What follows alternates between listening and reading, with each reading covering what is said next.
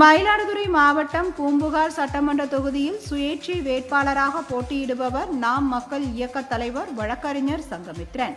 இவர் பூம்புகார் சட்டமன்ற தொகுதிக்குட்பட்ட மங்கை நல்லூர், சங்கரன் பந்தல், பொறையார் பகுதிகளில் திறந்த வாகனத்தில் சென்று தனக்கு ஒதுக்கப்பட்டுள்ள வைரம் சின்னத்திற்கு வாக்கு கேட்டு பரப்புரையில் ஈடுபட்டார். சில இடங்களில் சாலையில் நின்றபடி பரப்புரையில் ஈடுபட்ட அவர், அதிமுக வேட்பாளராக போட்டியிடும் பவுன்ராஜ் ஒரு பொதுஜன எதிரி என்றும் அவர் மீது கொலை முயற்சி உள்ளிட்ட வழக்குகள் நிலுவையில் இருப்பதாகவும் தெரிவித்தார். இதேபோல் திமுக சார்பில் போட்டியிடும் நிவேதா முருகன் அதிமுக வேட்பாளர் பவுன்ராஜ் தம்பிக்கு ஒப்பந்த பணிகளை கொடுத்து கமிஷன் பெற்றதாக அவர் குற்றம் சாட்டினார்.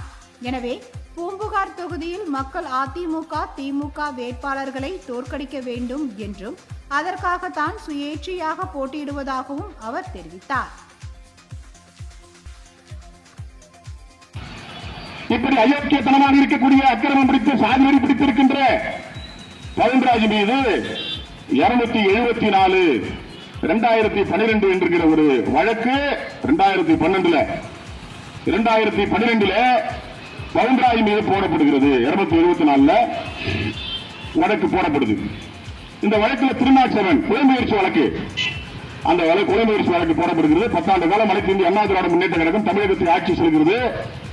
அதிகார திமிர், பண திமிர், அரசியல் திமிர், சாதி திமிர், இது எல்லாவற்றையும் வைத்துக் கொண்டு அந்த வழக்கிலே எந்த விதமான நடவடிக்கையும் எடுக்காமல் அவனை பையன் ஒருத்தர் பாலகிருஷ்ணன் சொல்லிட்டு இந்த காவல்துறையை பணியாற்றக்கூடிய ஒருவனை வைத்து பல லட்சம் ரூபாய் பணத்தை கொடுத்து இதுவரை அதுல எந்த விதமான நடவடிக்கையும் எடுக்கப்படாமல் மயிலாடுதுறை மாவட்டத்தில் வச்சிருக்கிறாங்க.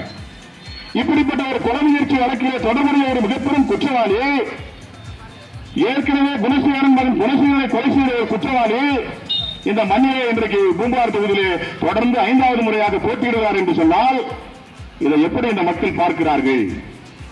எப்படி இந்த மக்கள் இதை எடுத்துக்கொள்ள போகிறார்கள்? ஒரு வருஷம் ஜெயிச்சதுக்கு இவ்வளவு பெரிய அக்கிரமம், அநியாயம். 2வது முறை ஜெயிக்கின்ற போது மிகப்பெரிய அளவில் இந்த மக்கள் பாதிக்கப்படுகிறார்கள். எளிய மக்கள் நசுக்கப்படுகிறார்கள், எளிய மக்கள் ஒடுக்கப்படுகிறார்கள், எளிய மக்கள் இன்றைக்கு அடக்கப்படுகிறார்கள்.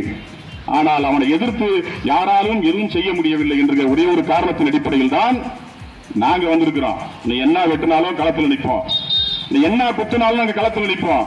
நீ எதிர்த்தால் அதை எதிர்ப்போம், நீ அடக்கினால் நாங்களும் அடக்குவோம், நீ ஒடுக்கினால் நாங்களும் ஒடுக்குவோம், நீ எதை செய்தாலும் அதை செய்வோம் சொல்லிட்டு தான் அன்றைக்கு நாங்கள் முடிவு செஞ்சோம்.